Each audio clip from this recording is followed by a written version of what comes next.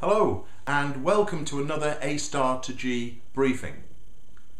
I'm in reflective mode today, I can tell you. I met a teacher who's teaching at the very first school that I taught at. Of course, she said, "Stuart, you wouldn't recognise the school because they knocked down the school that you taught at and built a new one next to it, as is so often the case."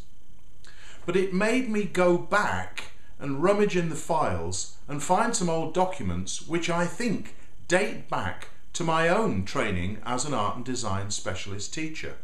Here's one of them.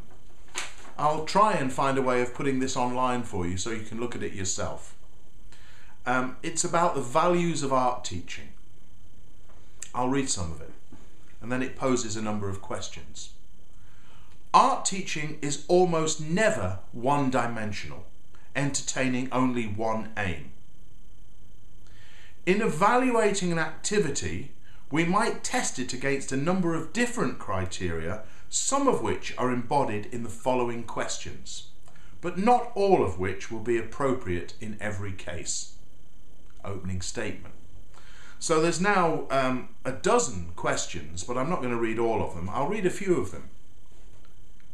Does the lesson relate in some way to art itself as an important, central human activity or as part of a cultural tradition? Does it meet a specific mental, social or physical need in a child? Is it likely to lead to greater creativity? Does it offer insight into the working procedures of artists? And does it offer some specific pieces of information essential for this or later stages? How interesting to reflect on the fact that even though this is now possibly some 40 years old, it asks the same highly relevant questions that we should all be asking about the content and purpose and direction of our teaching. I've talked before about what makes good lessons, and we're going to talk about what makes outstanding lessons. We're always looking to raise quality, improve standards, and make our teaching and learning as effective as possible.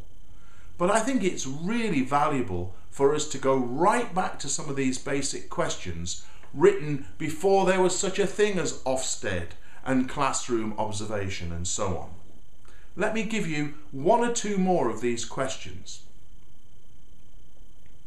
Does it make apparent or demonstrate some general principles, ideas or relationships to be found in works of art? And will it embody an aesthetic experience for the child? I'm not even sure that we still use the word child to describe the person who's the recipient of our teaching. We say learner, don't we? One last question. Will it involve him or her personally at the level of interest and sympathies as well as his or her skills and knowledge? I love these questions because they're rounded, they're broad-based, they bring lots of thinking to bear on our teaching.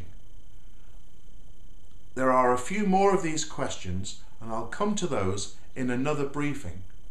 In the meantime, thank you for listening and looking, and we'll see you again on A Star to G soon. Thank you.